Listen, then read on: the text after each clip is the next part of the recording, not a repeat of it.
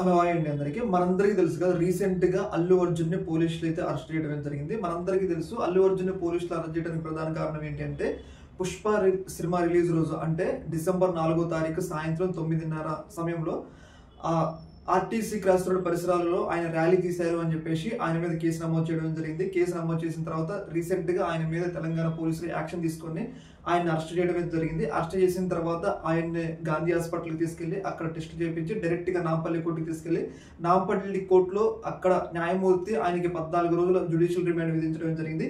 Judicial remand విధించిన తర్వాత ఆయన న్యాయవాదులు కొంతమంది ఎవరైతే ఈయన నిరంజన్ రెడ్డి అని చెప్పేసి చాలా కీలకమైన నేత అనమాట, ఈయన హైకోర్టుకి అయితే అప్రోచ్ కావడం జరిగింది. అప్రోచ్ అయిన తర్వాత ఆయన అల్లు అర్జున్కి అనుకూలంగా కొన్ని వాదనలు వినిపించారనమాట. అంటే గతంలో ఒక్క రోజులో జ్యుడిషియల్ రిమాండ్ విధించిన తర్వాత పోలీస్ కోర్టు జ్యుడిషియల్ రిమాండ్ విధించిన తర్వాత కోర్టులు ఏమైనా బెయిల్ మంజూరు చేసినాయో వాటన్నిటి కేసు వివరాలు అయితే హైకోర్టు ముందుకి ఈయన తీసుకెళ్లడం జరిగింది. అయితే ఒక కీలకమైన పాయింట్ ఏంటి అంటే అర్నబ్ గోస్వామి, మనందరికీ తెలుసు కదా, రిపబ్లిక్ టీవీకి సంబంధించిన ఎడిటర్ అర్నబ్ గోస్వామి ఉంది కదా, అర్నబ్ గోస్వామి కేసులో సుప్రీంకోర్టు ఆయనకి ఒక్క రోజులో బెయిల్ అయితే ఇవ్వడం జరిగింది. అయితే ఈయన ఈ నిరంజన్ రెడ్డి వైసీపీ పార్టీకి సంబంధించిన రాజ్యసభ ఎంపీ నిరంజన్ రెడ్డి ఈ కీలకమైన ఒక పాయింట్ అయితే లేవనెత్తారనమాట. ఏంటి అంటే అర్నబ్ గోస్వామికి సుప్రీంకోర్టు ఒక్క రోజులో బెయిల్ ఇచ్చింది కాబట్టి మీరు ఆ సుప్రీంకోర్టు కేసుని బేస్ చేసుకొని ఆ గైడ్ లైన్స్ ని బేస్ చేసుకొని మీరు ఇప్పుడు